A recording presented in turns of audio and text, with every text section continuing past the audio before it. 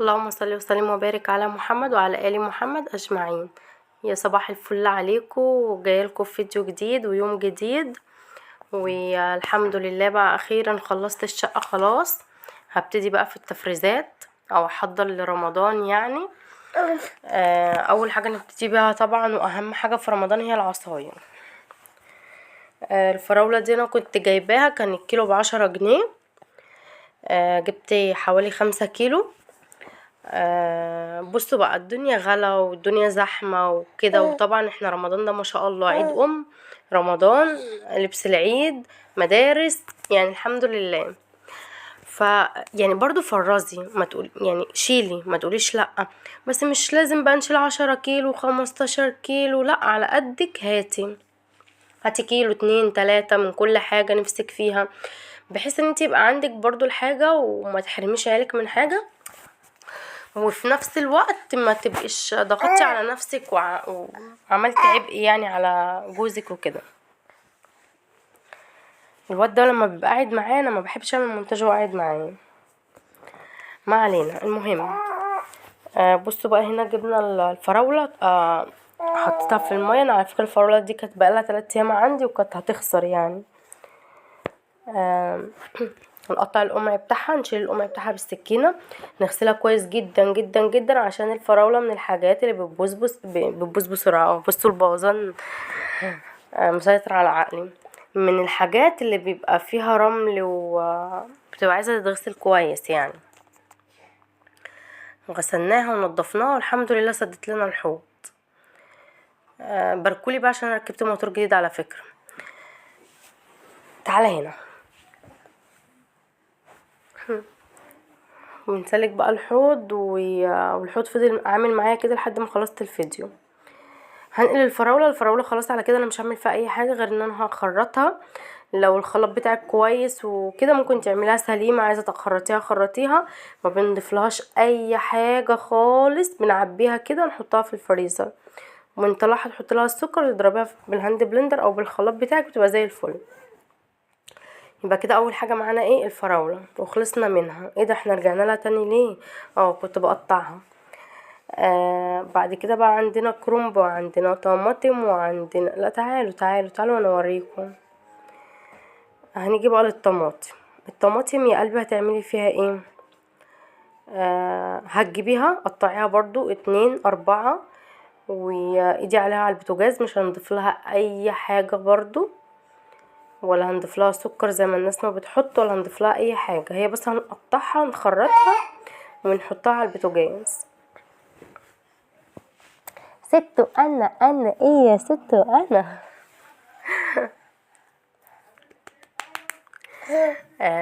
يلا بقى نرفعها على النار ونغطيها ونسيبها بقى مع نفسها.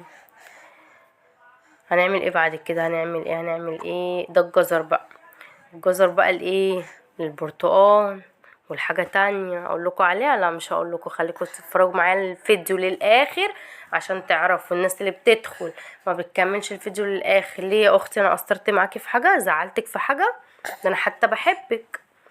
ما تنسوش بقى تحطوا لي لايك وشير وسبسكرايب للقناه، وفعلوا زر الجرس عشان يوصلكوا كل جديد. بحبكم جدا جدا جدا جدا، وحلمي بقى عندي عيله كبيره بيكم ان شاء الله ومعاكم. بس بحبكم في الله. هنجيب بقى الكرنبايه. الكرنب اليومين دول جميل ورخيص. الكرنبايه دي الواحده ب10 جنيه. هتجيبيها او هنعملها سليمه كده، عشان الكرنب دوت لو يعني تكسبي وقت ان ان احنا نسلقها سليمه. هتشيلي الراس بتاعتها وتقوريها من جوه خالص كده، تخلي ما فيش راس خالص، وبعد كده نحطها في حله كبيره. الحله دي على فكره انا كنت حاطه فيها ميه وحاطه فيها شويه كمون وشويه ملح. وبعد كده قلت عليها لما تغلي هننزل بالكرنبايه. الكرنب اللي بتشيليه اسلقيه سلق كامل، يعني دوسي عليه شويه في السلق عشان لما يدخل الفريزر ما يشدش معاكي. حطينا بقى الكرنبايه، واحنا حاطين الكرنبايه هنقف نتفرج عليها؟ لا طبعا، هنمشي نفسينا. عايزه اقولكم ان الفيديو دوت كان متعب جدا جدا جدا جدا، بس ان شاء الله يعني هيريحني طول الشهر. غير طبعا ان انا كان عندي حصلت لي مشكله في اليوم دوت، ويعني صورت والله العظيم بتعب وبارهاق، ويعني 90% ما كنتش هصوره. عايزاكم بقى تقدروا التعب اللي انا تعبته، وتحطوا لي لايك وحطوا لي كومنت حلو، بحب كومنتاتكم جدا جدا جدا جدا. والناس اللي بتدخل تتفرج على الفيديوهات ومش بتعمل اشتراك، انا زعلانه منكم جدا جدا جدا وجدا بقى، مكمله معانا للاخر. عايزه اقول لكم ان اللي فات حاجه واللي جاي حاجه تانية ان شاء الله باذن الله. الكرنب بقى، الكرنب بقى هنشيل واحده واحده كده. بصي هو تلاقيه اتفصص كده معاكي، طبعا كان سخن جدا برضو. تشيلي بقى واحده واحده كده، هتلاقي نفسك خلاص الكرنبايه في غمضه عين خلصت.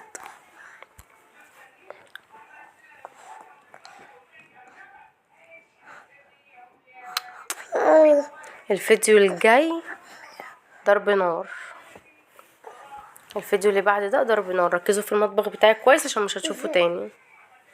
انا عارفه ان انا قلت لكم كده على الفيديو برضو اللي فات وما عملتش كده، بس لا والله العظيم، بس يعني قله فضا يعني مضغوطه جدا اليومين دولت.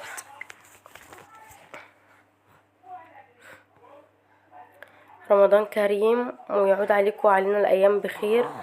فاضل 5 ايام، من زي كل يوم بيعد الايام اللي فاضله، يعني مشتاقين لرمضان جدا، ربنا يا رب يجعله شهر كريم وشهر خير.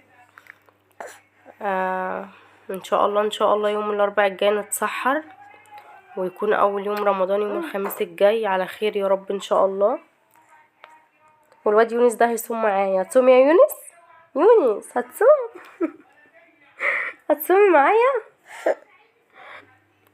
يونس طبعا صغنون، يونس سنة.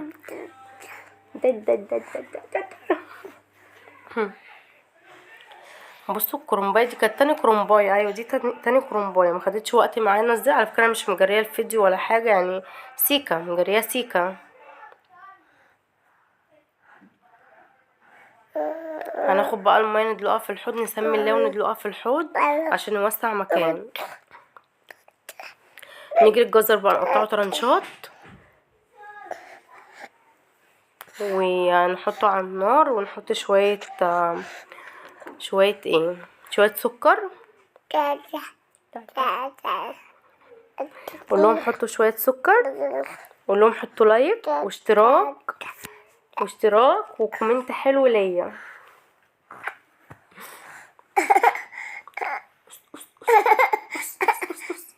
لا خلاص.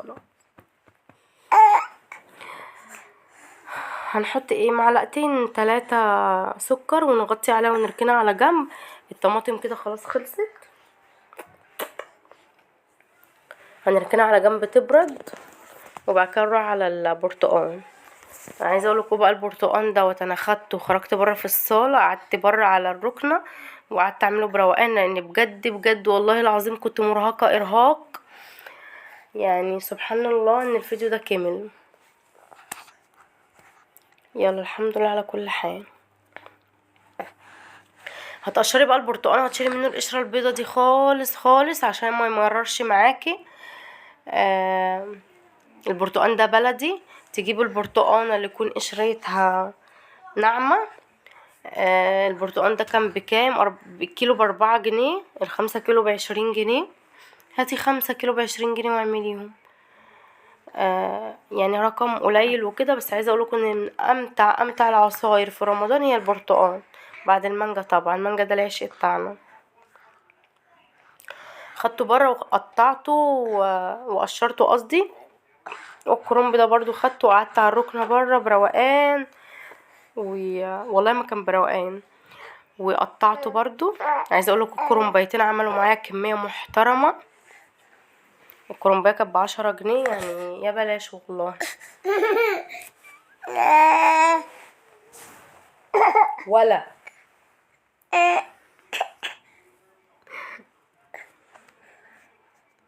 الكرنب بقى بنسلقه، وبعد كده نيجي من عند العروق اخر العرق كده بنروح قصينه بالمقص بالسكينه زي ما تحبي، وبعد كده تقطعيه تقطيع صغير او كبير برضو زي ما بتحبي. انا بحبه اقطعه صغير.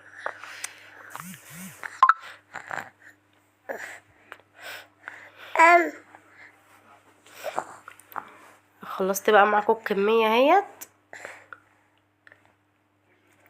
هتعبيه في الاكياس وتشيليه في الفريزر، برضو مش بتضيفي له اي حاجه ولا بتحطي له اي حاجه. التركه معاكي الحلوه اللي ما تخليه يقعد بالسنه وما يشدش معاكي ان انتي تسلقيه سلق كويس. يعني تدوسي عليه في السلق شويه، عمره ما هيشد معاكي، بالعكس هيبقى كانه صابح ولسه جايباه جديد. ولازم اي حاجه اقعد اعمل فيها لازم اقعد اكل فيها القط منها كده، مش عارفه ليه. طب اتكسفي وخلي بالك ان انت قدام الناس لازم تبينيهم كده. مش عارفه الاكل اللي بتاكليه ده بيروح فين يا شيخه. البرتقال هقسمه 2 بالعرض ونطلع البذر، لازم تطلعي البذر اللي جواه. عايزه اقولك في سنه عملته وما طلعتش البذر كويس، كان ممرر وما كانش حلو يعني، بس ما رميناهوش طبعا، شربناه. بس الاحسن انك تطلعي البذر اللي جواه.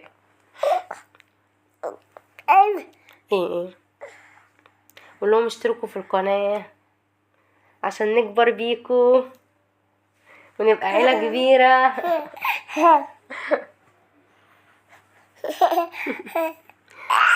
اخس عنه. هنقطع بقى كده زي ما بقول لكم بالعرض ونطلع البذر اللي جواه. يلا يا ستي بقى، يا ستي خلصي. الناس اللي بتقولي بتجري الفيديو ليه، اديني مش مجريه الفيديو اهوت، على الله تزهقوا مني وما تكملش الفيديو للاخر. ده بقى ايه الجزر، قصدي الجزر سلقته.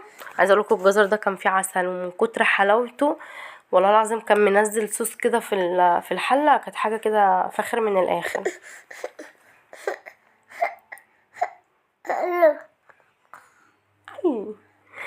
هتحطي بقى شويه برتقان في الكيس على قد ما انتي ما بتعملي يعني، وتحطي شويه جزر، برضو الجزر يعني ربع الكميه بتاعه البرتقان. تاني نحط البرتقان في الكيس ونحط شويه جزر.